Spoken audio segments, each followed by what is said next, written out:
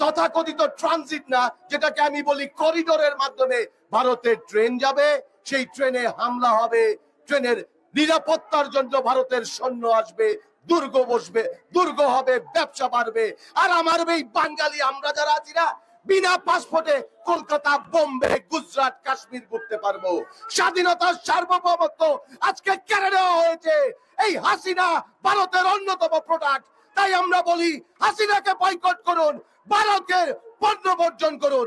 ভারতের জনগণের বিরুদ্ধে আমরা নই, ভারতের সরকারের যে নীতি, সেই নীতির বিরুদ্ধে আমরা।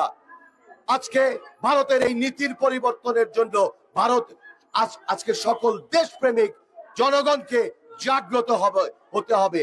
আজকে আমি বলেছিলাম একটু আগে, কেন প্রজন্ম বাংলাদেশ অর্থবহ। আমরা আমাদের পরবর্তী প্রজন্মের কাছে কি রেখে যাচ্ছি? কি রেখে যাচ্ছি?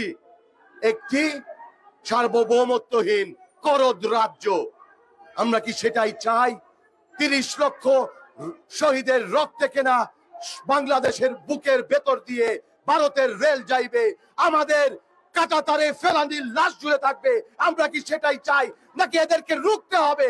আসুন আমরা ঐক্যবদ্ধভাবে এইগুলোর প্রতিবাদ করি এবং এই চুক্তি বাতিলের জন্য রাজপথে দুর্বার গণ আন্দোলন গড়ে তুলি। সময় সংক্ষিপ্ত, আমি আমার বক্তব্য দীর্ঘায়িত করব না। সকলকে ভারতীয় পণ্য বর্জনের উদাত্ত আহ্বান জানিয়ে আমি আমার বক্তব্য শেষ করছি। খোদা হাফেজ। বাংলাদেশ জিন্দাবাদ, বাংলাদেশ জাতীয় দল জিন্দাবাদ, ভারতীয় ঐক্য জোট জিন্দাবাদ। আন্দোলন সংগ্রাম ছাত্র রাজনীতি থেকে শুরু করে অগ্রগতি ধারাবাহিকতা মন্ত্রী দেশের পক্ষে, জনগণের পক্ষে কথা বলেন এবং লিখেন কাদের গণি চৌধুরী সহ এই সংগঠনের এবং আমাদের গোলাম আজমের সাবেক সভাপতি, জাতীয় নির্বাহী কমিটির সদস্য